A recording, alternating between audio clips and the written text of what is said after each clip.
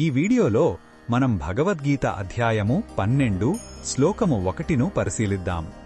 ఈ 12వ అధ్యాయాన్ని భక్తి యోగం అని అంటారు.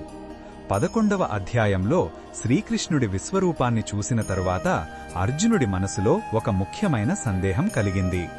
ఆరాధనకు ఏ మార్గం ఉత్తమమైనది అనే తన జిజ్ఞాసను ఈ శ్లోకంతో మొదలుపెడుతున్నాడు.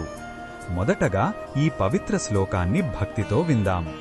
అర్జున ఉవాచ ఏవం సతతయుక్తా ఏ భక్తాస్త్వాం పర్యుపాసతే ఏ చాప్యక్షరమవ్యక్తం తేషాం కే యోగవిత్తమాః. ఈ శ్లోకం అర్థమేమిటంటే అర్జునుడు శ్రీకృష్ణుడిని ఇలా అడుగుతున్నాడు, ఓ కృష్ణ, 2 రకాల సాధకులు ఉన్నారు. కొందరు భక్తులు నిరంతరం నీమీదే మనసు పెట్టి నీ సగుణ రూపాన్ని అంటే కృష్ణుడిగా నిన్నే అత్యంత భక్తితో ఆరాధిస్తున్నారు. మరికొందరు ఇంద్రియాలకు అందని నాశనం లేని రూపం లేని ఆ అవ్యక్త పరబ్రహ్మాన్ని ఉపాసిస్తున్నారు. ఈ 2 మార్గాలను అనుసరించే వారిలో యోగమును ఉత్తమంగా తెలిసిన వారు ఎవరు శ్రేష్ఠులు అని అర్జునుడు స్పష్టత కోరుతున్నాడు.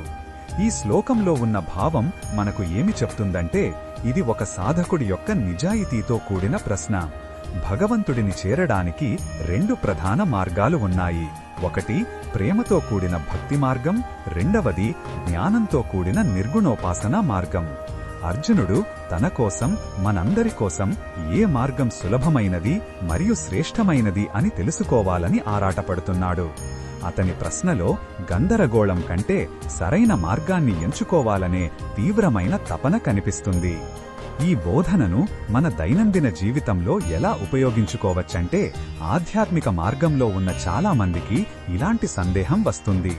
దేవుడిని ఒక రూపంలో పూజించాలా లేక సర్వవ్యాపి అయిన నిరాకార శక్తిగా ధ్యానించాలా అని ఆలోచిస్తాం. ఈ శ్లోకం మనకు చెబుతుందేమిటంటే ఈ ప్రశ్న అడగడం చాలా సహజం. మన స్వభావానికి ఏ మార్గం సరిపోతుందో తెలుసుకోవడం ముఖ్యం.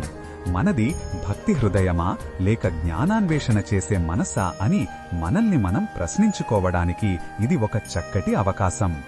మరిన్ని భగవద్గీత శ్లోకాల అర్థాన్ని తెలుసుకోవాలంటే మా తదుపరి వీడియోలను తప్పకుండా చూడండి.